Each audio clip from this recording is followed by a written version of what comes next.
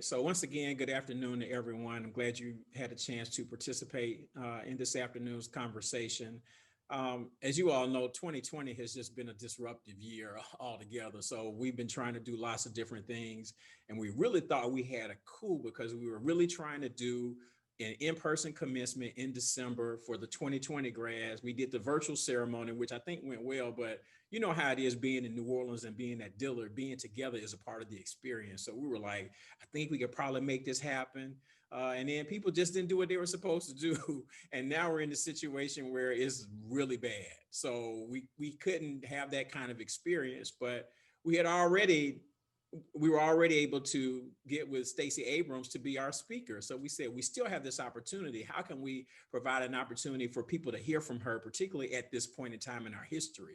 So we didn't want that opportunity to pass. So she graciously agreed to participate in this conversation this afternoon.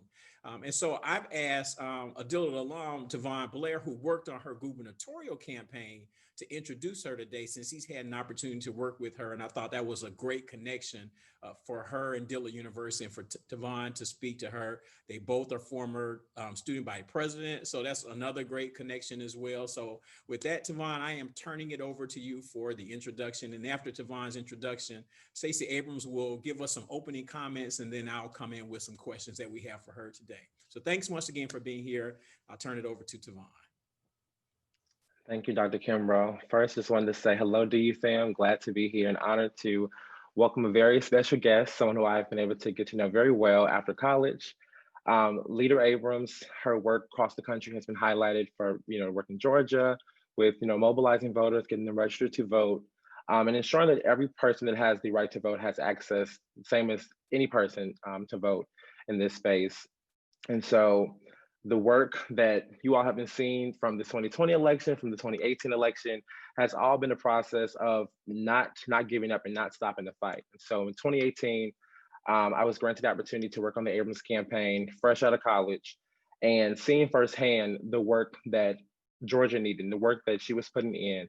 And so any candidate could just leave and say, hey, I'm done with this. I'm gonna, just wait to something else. She pushed forward and make sure that Georgia can make this impact in 2020, and show that every election after 2020 is going to happen. So Leader Abrams has been putting the fight in Georgia, and ensuring that not only in Georgia, but people that are around in these spaces to know that, like, someone like myself can be inspired to use my voice and letting people know about the importance of voting, the importance of using your voice. And so Leader Abrams, her work in the Democratic House of Representatives as a leader of Georgia, was able to do that for 7 years, and then ensure that after leaving the Georgia race, to now founding Fair Fight. And so Fair Fight Action, full of many of my favorite people in politics, are working to ensure that there are people and voters have the right to combat voter suppression, and be in this space and this voice. And so her work at Selman College's former SGA president, as a graduate of the LBJ School of Public Affairs, the University of Texas, and Yale University Law School. All of this is showing us that you don't have to have all these big titles to do the work. You yourself can do the exact same work as Leader Abrams as well. And so I'm grateful for you to now welcome this Dillard space. I wish you'd be able to be here in person.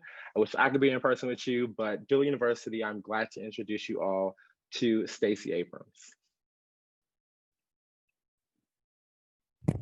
Tavon, thank you so much for such a gracious introduction.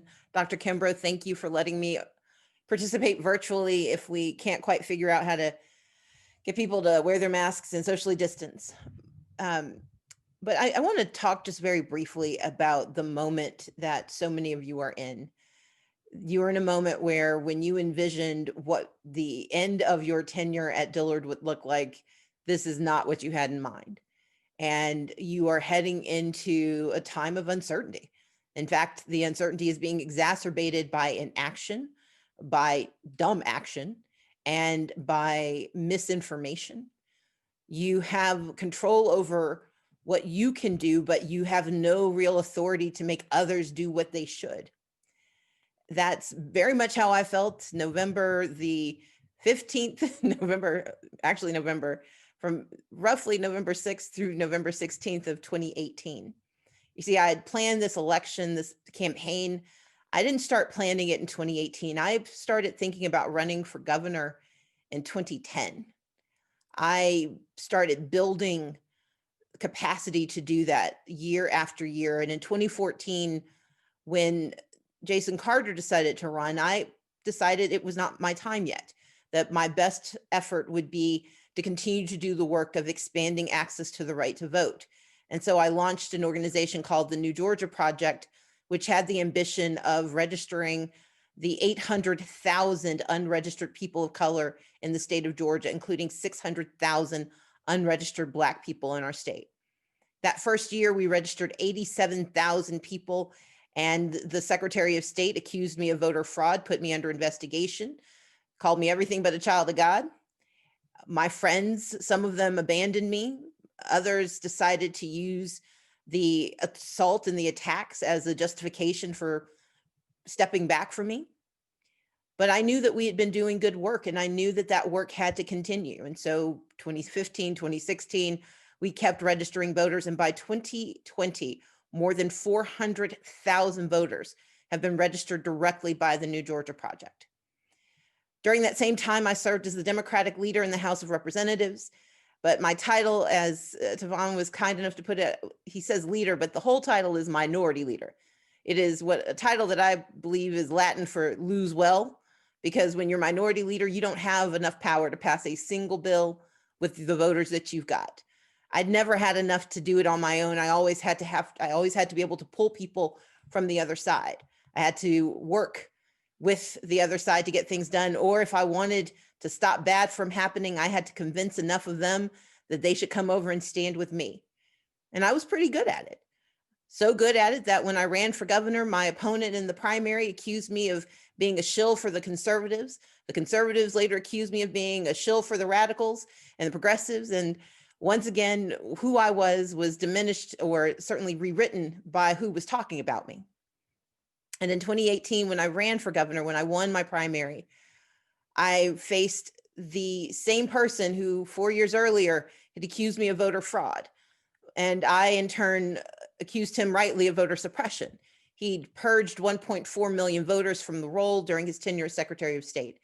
He'd held 53,000 applications to vote hostage, 80% of which were from people of color, 70% of which were from Black people.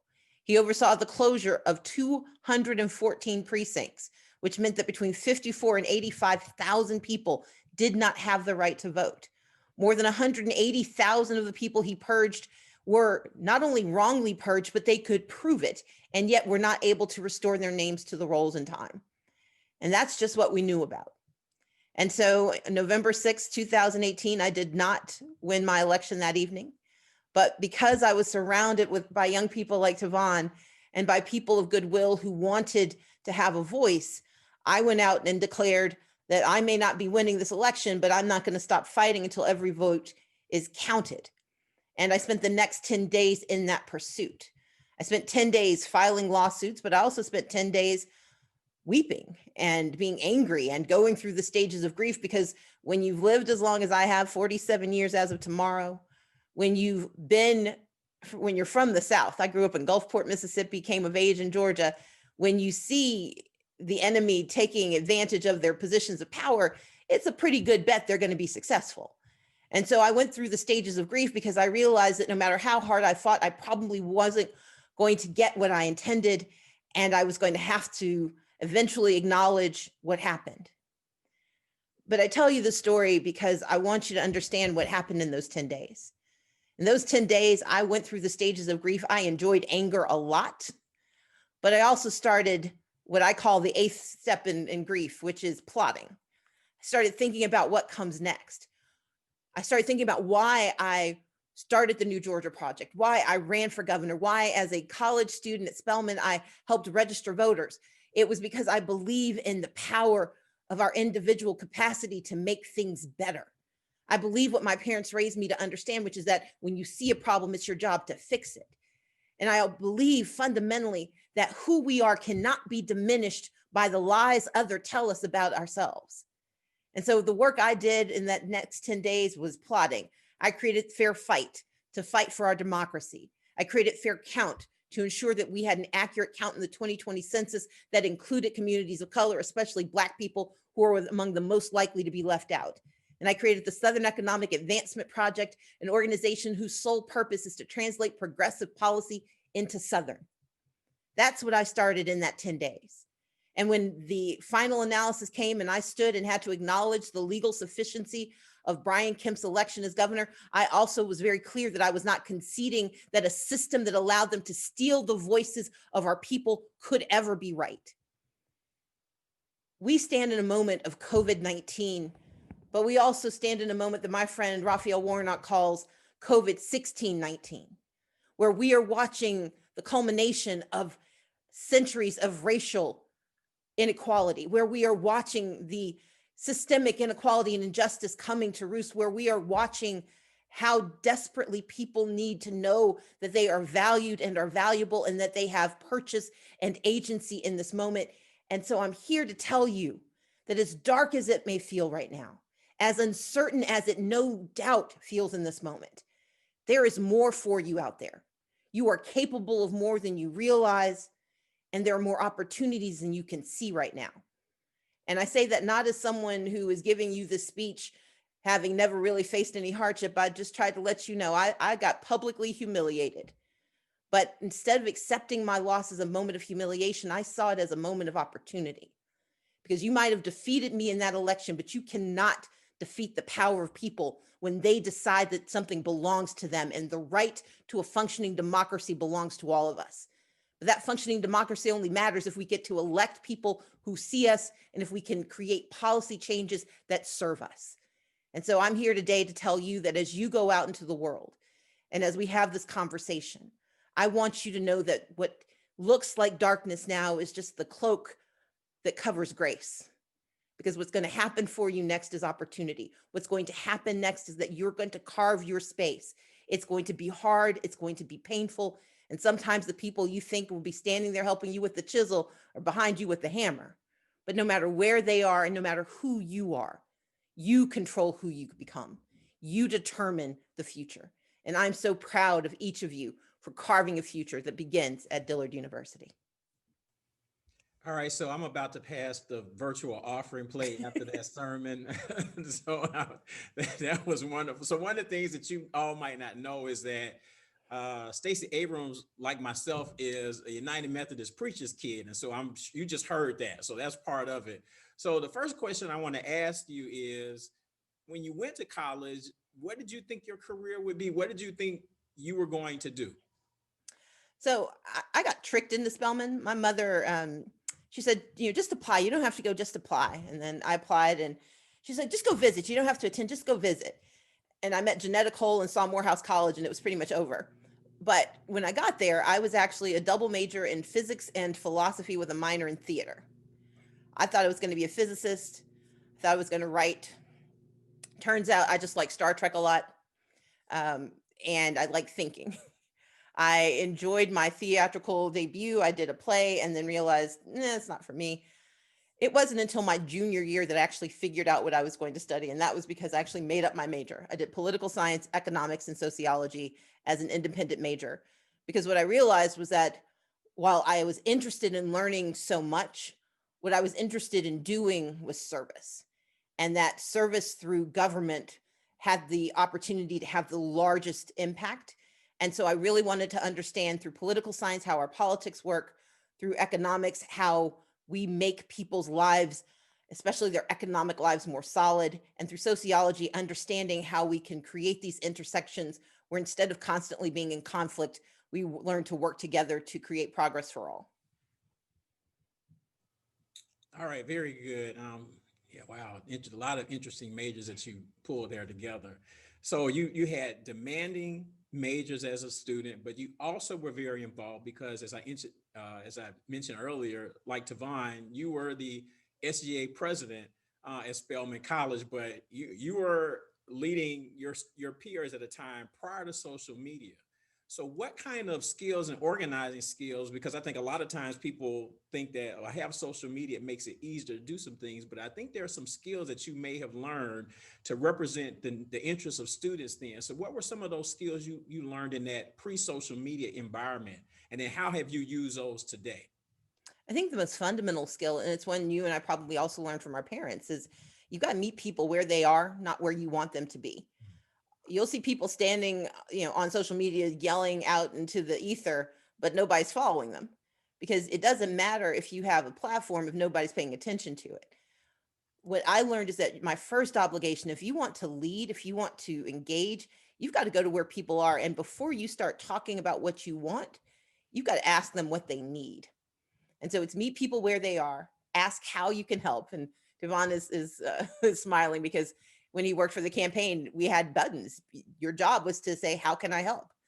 But those two pieces, especially when I was in college and in grad school, were instrumental, because by going to where people are, you find the audience that you need. But two, by asking what people need, they find someone that they can trust. And if you put those two pieces together, whether you are on social media or on the square, no matter where you are, people are more likely to engage with you, and they're more likely to stay with you and to stay with the construct that you're trying to move forward, because they know that you actually are in it for them. Just as a quick aside, what key lesson did you learn from Janetta Cole? I'm a big Janetta Cole fan, so I have to ask you about that. What key lesson did you learn from your college president? So I will give two. One is that as a freshman, she had, during my freshman year, she had office hours. And in the first few weeks of college, I kept going to her office complaining about things. She finally said, stop coming to complain. If you want to see something fixed, run for student council. So that was the first time I actually ever ran for office. I ran for freshman class council, mainly because Janetta Cole told me to stop coming to her office and just go fix it myself. But the other was, and this is apropos of not a lot to some folks, but I learned how to fundraise. I got to sit with her often when she was raising money. And at the time, it was just, I was doing other things and I was listening. But what was so important about learning how to fundraise was that you learned how to listen. You learned how to make a succinct argument about what you need, and you learn how to be told no. When we learn how to accept rejection, it steels you against rejection when it comes in other forms. So. Okay, great. So, one of the things I'm hearing is that there are lots of skills that you learn both in and out of the classroom that really prepared you to move on with your career. And I think about students who have graduated in 2020. They're facing a really tough job market, particularly, Black unemployment rate, while it did drop, based on, the work that President Obama and Joe Biden did, it's gone back up. It's almost twice as the white unemployment rate again. So what kind of advice would you give to recent grads 2020 and those that'll be graduating in 2021? I mean, we should be coming out, but it's still going to be a tough job market. What kinds of advice would you give them in terms of how they can present themselves to be more competitive? One, don't lean into what you want, lean into what people need. We all want something. There are jobs I clearly want, but I didn't get the job I wanted, but I got the job I needed. People needed access to the right to vote. They needed to know that their democracy could work. But I've also started a couple of other small businesses. And when you look for what people need, you can shape who you are in your story to fit into that need. Don't be so the second part of that is, don't be so rigid in your sense of who you are, in the sense of, what's on that diploma, that you miss opportunities to use some skills that you have to get your foot in the door. You don't have to stay where you start, but you can't start unless you begin. And so sometimes it's about doing something that may not be your highest and best use, but it's the thing that gives you an opportunity to prove what else you can do. Okay. I have some questions from some students that they submitted to me in advance. So let me go through those. The first, there are two from Jemiah Robinson. She's an urban studies major from Chicago. And her first question is, what does the 2020 presidential election results in Georgia tell us about American democracy? Not only did I create Fair Fight Action, which was based here in Georgia, we created Fair Fight 2020, and we operated in 20 states between August of 2019 and the election. We did not defeat voter suppression, but we mitigated it. And what the 2020 election shows is if you can mitigate the harm, if you can reduce the barriers, more people, especially more people of color, more Black people get heard. More communities of color that were pushed out of the process in Michigan and Wisconsin and in Georgia, they showed up. And so what we know is that when we mitigate voter suppression, when we remove the barriers that impede access to the right to vote, people will step up and they will participate. But what that also means is that heading into 2021, those who decried our participation are going to do everything in their power to restore those barriers. Only this time they're going to add barbed wire to it. Okay. Her second part of her question is, what can other communities and state officials learn from your voter engagement strategies? Now, you talked a little bit about your broader 20-state strategy, but any other things you think that they could learn from your strategies? We often think about voting as an electoral exercise, meaning it only matters when there's an election. But we've got to think of voting as a permanent power and thus build an infrastructure to support that permanent power. We didn't just register voters through the New Georgia Project in election years. We registered them before and after and during. We registered you even if it was too late to vote in the upcoming election because we were thinking about the next election. Similarly, the work of mitigating voter suppression or building policy opportunities, all of those things have to become part of the permanent infrastructure for those who want to see change.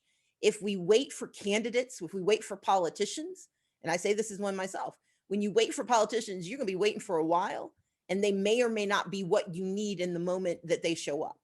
And so instead, my work has been about spending the last decade building an infrastructure that didn't care who was running. What it focused on was who was voting. And when we shift our attention in that way, we have a much better opportunity to create the permanent change we want to see. Okay, thank you. The next question comes from Abby Akandi, who's a nursing major from California. And she says, women, specifically women of color, are perceived a certain way in this country, especially when it comes to roles that were mainly held by men in the past. She feels as if she always has to work extra hard to prove her worth. So the first part of her question is, how do you deal with the extra judgment and scrutiny you face as a Black woman in politics? I acknowledge to myself what people think they see, and then I remind myself of who I am. And so probably the most explicit example, earlier this year, there was this little conversation about who could be vice president, who might be chosen. I answered the question the same way for almost 2 years or a year and a half. Every time someone asked me, I said I would be honored to be considered. And then when they asked the question, are you qualified? I said, yes. There are those who saw that as me being arrogant or obnoxious or campaigning, and it was none of those things. I'm a Black woman who entered a space that very few Black women have ever entered. And it was my responsibility to be unequivocal about my capacity. Because what I know, to your point, not only do I have to have, not only is there extra judgment, there is extra doubt. And so the minute I show doubt in myself, the minute I show doubt in my capacity as a Black woman, they don't take that as simply doubt about me. They take it as doubt about everyone who looks like me, who shares any of my traits. And so my responsibility is to not let anyone diminish me, including myself. And so it feels awkward and it can be very off-putting. And, you know, there might be some articles written about you, but fundamentally my responsibility was to remember that I was not just speaking for myself, I was speaking for you and for every other Black woman, every person of color, every young person who has ever had their capacity doubted or diminished. My first responsibility is to know who I am. And as Reverend Kimbrough and I know, or Dr. Kimbrough and I know, not only who I am, but whose I am. And if I am who I think I am, then my responsibility is not arrogance, it's confidence and it's honesty. So, yeah, and you've answered some of this, but yeah, she follows up to say, do you feel like that added pressure has helped you anyway? Is it a motivating factor knowing that those notions are out there about you? How do you, turn that into something, I guess, positive? So I only say this in case you want to read it. So I wrote this book called Lead from the Outside. And one of the chapters I talk about when I became leader, I knew that as the first Black woman, so the first Black person to hold the job in the House, the first woman to hold the job in the state history, the first Black woman to do any of it, that people were going to read into everything I did. If I got angry, oh my God, she's an angry Black woman. If I got sad, oh my God, she's too weak. If I made a mistake, oh, all Black people are incompetent. So I've spent years sort of building up this responsibility to be fully who I am, but also, to understand, like, what are the pieces of me that are inviolate, that I cannot be who I am without them. Those are the pieces I protect. Everything else, we can talk about it. My hair is who I am, but it doesn't tell you how I think. I dress more nicely than I did before because apparently people care about that. So, okay, fine. I was fine fixing some of the externalities, but as long as I hold the truth of who I am and don't change the parts of me that define how I see myself, then I'm okay. Okay. Marissa Pittman is an urban studies and public policy major from Memphis, and she writes, in 1995, Andre 3000 said the South has something to say, and that was displayed as Georgia turned blue. How can we keep the South's organizing momentum and ensure that organizers have the resources they need?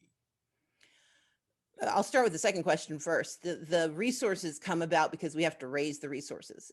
One of the reasons I listed what Dr. Cole taught me about fundraising is that one of my major contributions to the infrastructure of Georgia was that I was able to raise enough money to bring much of these operations to scale.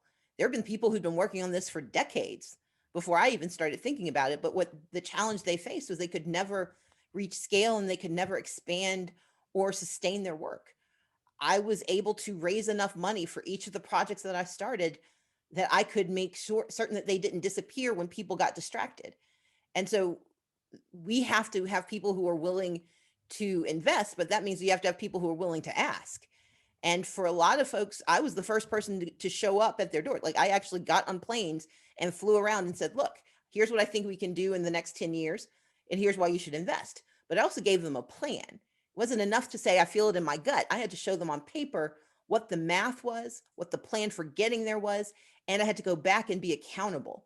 And so I think that to the first part of the question, yes, it is sustainable. We can make this work. We can continue to change the political realities, but we've got to do it in a way that's accountable, sustainable, and replicable. And those are the pieces that I really try to focus on. All right.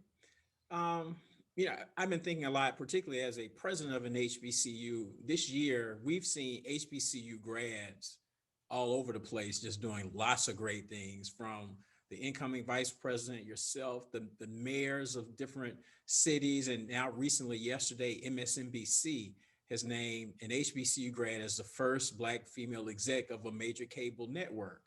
So if people are asking the question of the relevance of HBCUs today, and I hate that question, but if they ask it, how do you answer that question? Colleges are cathedrals to learning, and they are crucibles to help burn away the doubts and help really refine and build the capacity of their graduates. HBCUs have been these cathedrals for more than a century. But more importantly, they are some of the purest crucibles that we've ever seen, because they give you space to meet who you are, to make mistakes in ways that don't diminish the sense of who you can be. We need HBCUs because they do the work. They deliver graduates who can stand in any space and be successful doctors, lawyers, politicians, but they can also be people who understand how to then go back and bring others with them. And so for me, being an HBCU grad, I'm so happy my mother tricked me into it, because it was the best decision I never made. All right. I'm going to ask one more question, and I'm going to let you have some final comments for us. So I was talking to my dad after Georgia flipped. We were just saying, Stacey Abrams can do whatever she wants to at this point in time. You can write your ticket, whatever you want to do. So not so much as to what you want to do next, but I'm interested in the thought process. How do you, at this moment in time, all the things that have happened, how do you go through your progression to decide, where am I supposed to be? Because sometimes I don't think we ask that question. What am I supposed to be doing? So how do you go through that progression to say, what do I want to do? What am I being called to do at this point in time in my career? So I did this TED talk, and it's truly how I think about things. It's, what do I want? Why do I want it? And how do I get there? But in the why do I want it, part of my responsibility is to make certain I'm the right person for it. There are lots of jobs that you'll be offered that may look good on paper, but they don't look good on your soul. They are jobs that you're encouraged to take because they will advance your career. But if they don't advance who you're going to become, they're not the right jobs. And so for me, it's always going back to, what do I want? I want justice. I want access to the right to vote. I want progress for my people and progress for our nation. I want poverty to be, to be a mirage. I know why I want it, because of how I grew up, because of how I was raised, but also because of what I've experienced. But that doesn't mean that I should take every job that can get me there. I've got to take the jobs where I'm the best person to get it done, and where I can't sleep if I'm not doing that work. Great, fantastic. So I'll leave it to you. Any closing comments, your final message and benediction for us to inspire us to make it through, and just any of your hopes for 2021, and what's your charge to us as a Dillard University community? Give us our marching orders for 2021. Look, we are facing three crises: COVID-19 as a healthcare crisis, COVID-19 as an economic crisis, and a racial reckoning that is not going to dissipate simply because of who we've elected. But those three crises also create three opportunities. You all are armed with an extraordinary education that you can take forward either to grad school or into the workplace. But you also have a capacity for service, that you don't have to wait to be called. You can find the places where people need you. But you also have the opportunity for engagement. Go outside the spaces that you usually occupy and find places where you can learn more and be more by showing up when people don't expect you to be there. And the way we do this is three things. First, we got to speak up. We have to call out the issues that we see. We have to call out the deficiencies that we experience, but we also have to call out joy.